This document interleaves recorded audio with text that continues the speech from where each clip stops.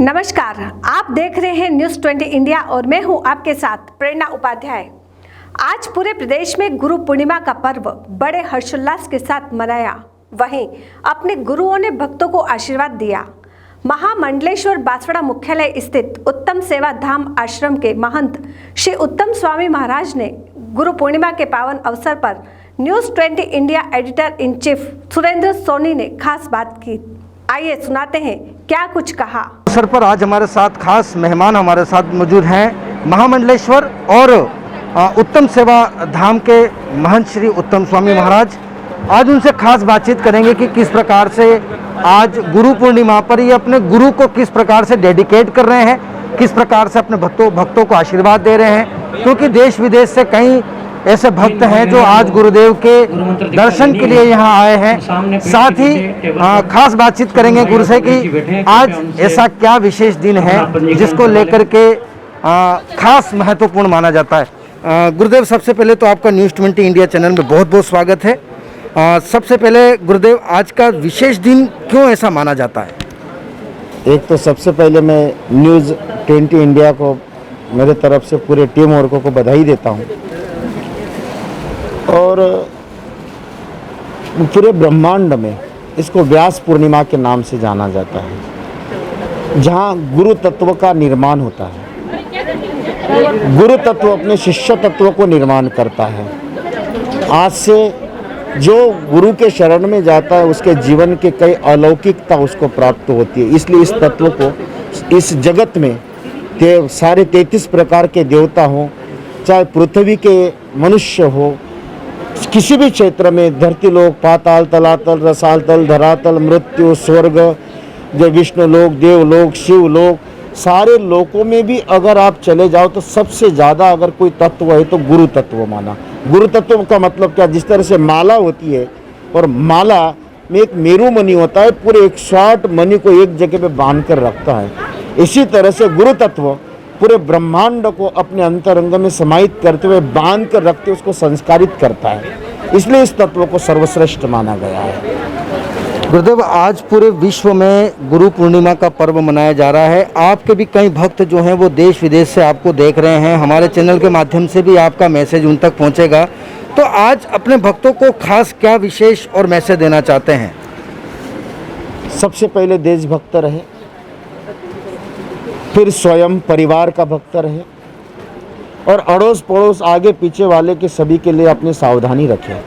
गुरु पूर्णिमा के उपलक्ष्य में सारे देश विदेशियों वासी जो भी मुझे देख रहे सुन रहे सबसे निवेदन करूंगा कि जो प्राकृतिक आपदाएं आई हुई है, बस इस आपदा में आप एक आहुतियाँ मत डालकर अपन उसका हिस्सा न बने, अपन उसको सुरक्षित रखें और दूसरों को भी सुरक्षा प्रदान करें।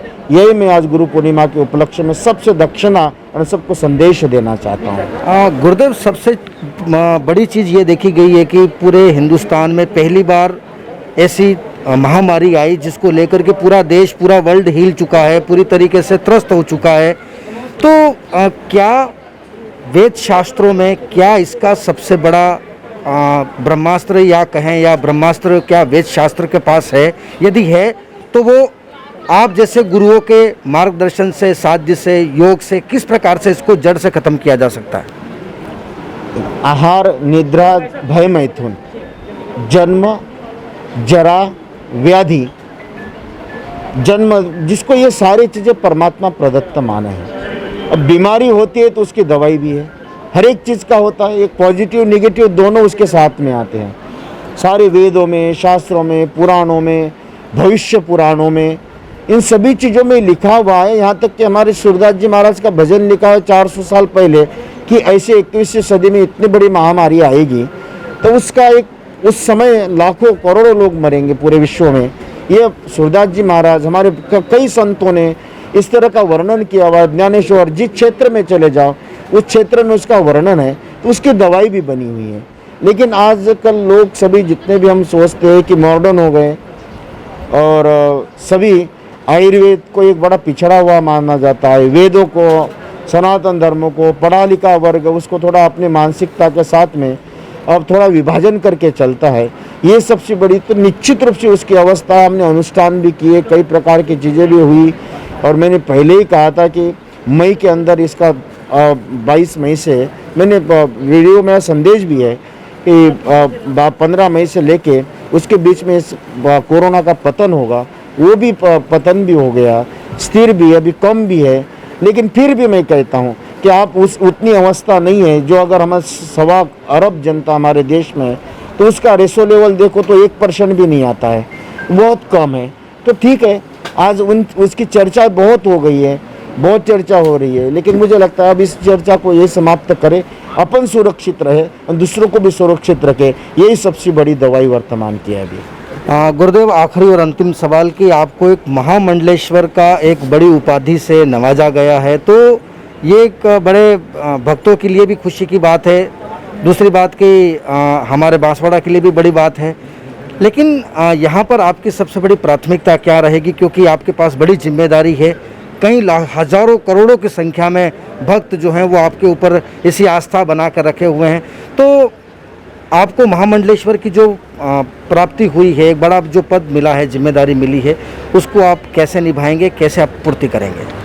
हम तो धर्म का प्रतिनिधित्व करते हैं और हम हमेशा, जब डॉक्टर हमेशा दवाई की बात करेगा, जांच करने की बात करेगा, इसी तरह से हम आद्य शंकराचार्य जी महाराज के परंपरा में आए हैं। तो आद्य शंकराचार्य जी महाराज के परंपरा में यही है कि सनातन धर्म का विस्तार कैसा हो, उसमें शिक्षा, संस्कार, समर्पण, शुद्ध, ये कैसे हो सकता है। हमारा लक्ष्य इसी तरह से रहेगा कि देश में धर्म परिवर्तन करना, एक देश को शत्रु उत्पन्न करना है। मैं यही सोचूंगा कि उसमें किसी प्रकार का परिवर्तन न हो, सार्वभौमिक रहे, जिसको सर्व सुखिनः भवन्तु सर्व सन्तु निरामया, हम देशवासी बनकर रहे। आप किस भगवान को मानते हैं उसको अपने घर तक रखना, सबसे पहले अपने देशभक्त बनना, देश के लिए करना, परिवार के करना, ये मनुष्य की पहली प्राथमिकता होगी। किसी धर्म के आधार पर आपस में वैचारिक मतभेदों को लेकर वैमनस्यता, विवाद उत्पन्न होगा, ये मैं कभी नहीं मानूंगा। मैं ये सोचूंगा सब हम एक है और सर्वभौमिक है, सर्वसुखी रहे। यही हमारा वेदों का, संतों का, शास्त्रों का, सबका सिद्धांत है कि ये मनुष्य है, सबसे पहले मनुष्य और फिर देश, फिर उसके बाद कार्य।